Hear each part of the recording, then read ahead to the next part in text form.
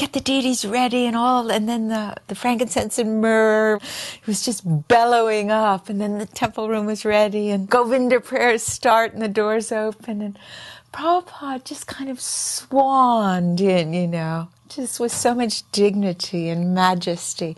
And then he would just pay his obeisances to the deities. And it was an extraordinary when you were a pujari and he would just be there and you would be just doing your arti, but just totally conscious that Prabhupada was right behind you as well.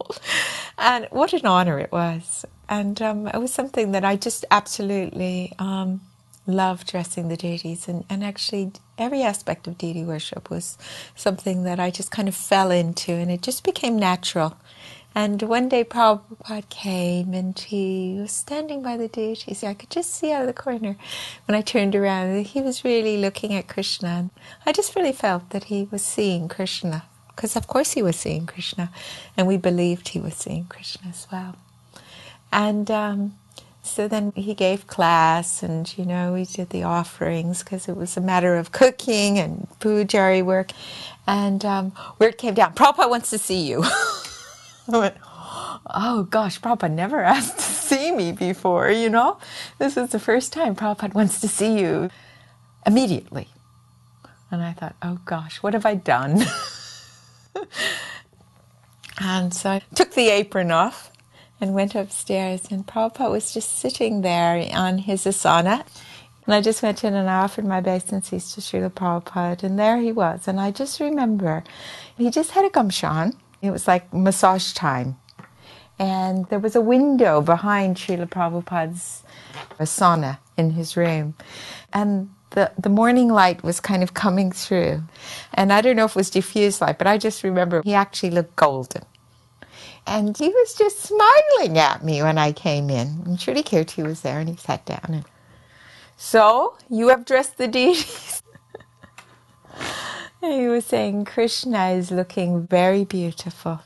Thank you so much.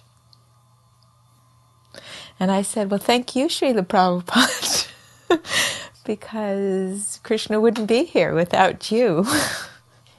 And then he said, oh, thank you so much. You are doing very nicely.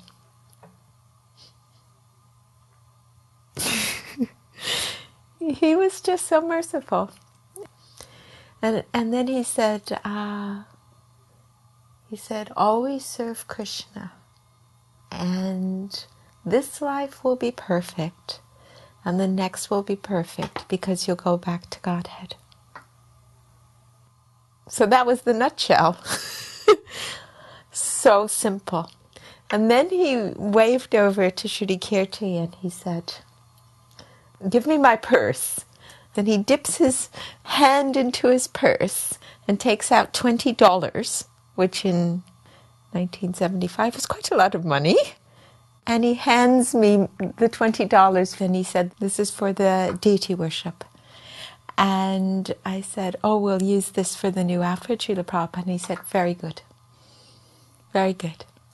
And he said, continue as you are. You are doing very well. And I just thanked him for the opportunity to do the service. And here I was kind of lamenting because I never got to have much personal service for Srila Prabhupada in the sense of being in kind of the inner circle. And then actually that was just a fallacy really, because in doing whatever we were doing, we were in the inner circle, and it wasn't about externals. It was about just being present and doing our service.